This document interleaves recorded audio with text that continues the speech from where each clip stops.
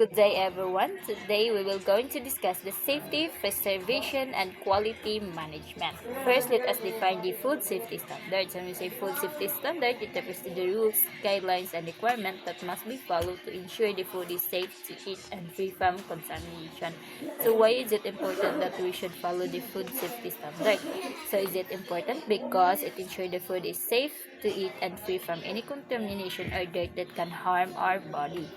Next is prevention of spillage or contamination. So when we say prevention of spillage or contamination, it means doing practices to stop food from getting spoiled or dirty. So there are ways to prevent spillage or contamination. First is good hygiene. So it means we need to keep ourselves and our tools clean so that no germs will transfer to the food. Second is proper storage. So it means keeping the food in the right place to prevent it from being easily destroyed or spoiled by heat or air.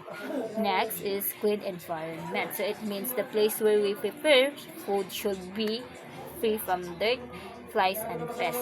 Fourth is separate food. So it means that we should not mix the raw food and cooked food together to avoid transferring bacteria or cross-contamination. And last is proper cooking. So it is important that we should cook our food properly, not so it will kill the germs and make it safe to eat. So next is storage condition. So when we say storage condition, it refers to the proper way of keeping foods to maintain the safety, quality, and freshness. So it is not just putting food anywhere, but we must consider how we store it. So it includes temperature, no? So it means we control the temperature if the place is hot or cold kay nadyo mga pagkaon or mga raw food na need sila ibutang sa cold nga temperature or sa room na temperature. So, example is ayang milk and the meat. So, we need to put them in the cold place or in the refrigerator to stay fresh. And the canned goods to a room temperature. So, next is humidity. So, when we say humidity, no, it is the amount of moisture or water in the air. So, if the place is too wet, no, the molds will grow on our food, especially in bread and our leftovers. So, we need to put it in the dry places. So we need to control also the humidity. So next is light exposure. So we say light exposure, dapat dili na to sobraan og expose ang ato ang pagkaon sa sunlight or bright light. So it because it can lose its vitamins, change color or taste different. So that's why now we should keep the food in a dark place or in the dark cabinet or container. So next is container. So is it important na we should choose a right container for a certain food kay nga naman because using a correct container, no, it keeps dirt, insect, and bacteria away, and also it prevents the food from spilling or getting contaminated. So next is shelf life. So when you say shelf life, it is the length of time food can be stored before it becomes unsafe or loses its quality. So in short, it tells us how long the food will stay good. Next is sign of spoilage. So first is bad smell.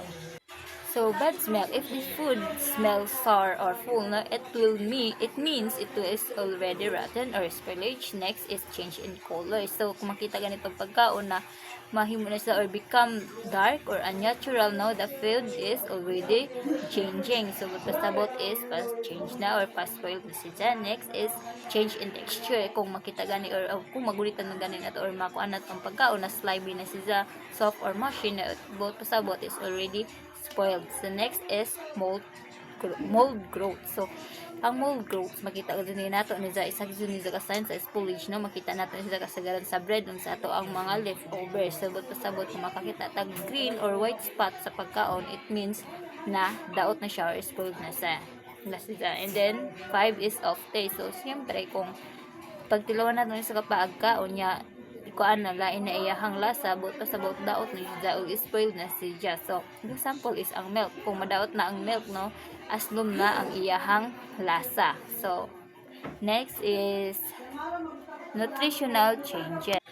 So next is nutritional changes. It refers to the loss or alteration of nutrients in food like vitamins, minerals, protein, and fats during storage overcooking, or spoilage. So there are causes of natural changes. So first is heat or overcooking. So it is one of the causes of nutritional changes because if too much heat kung masobraan na to pagluto or ma-overcook na to ang pagkaon, no, it can destroy the vitamins and nutrients in the food. Next is air or oxygen, no, kung ma-expose gani ang pagkaon sa air, no, it can make the food old and lose its good quality. Next is light. If the light, no, it can reduce also ang light na isa sa cause sa nutritional changes because it can reduce the vitamins like vitamin C in fruit and vegetable.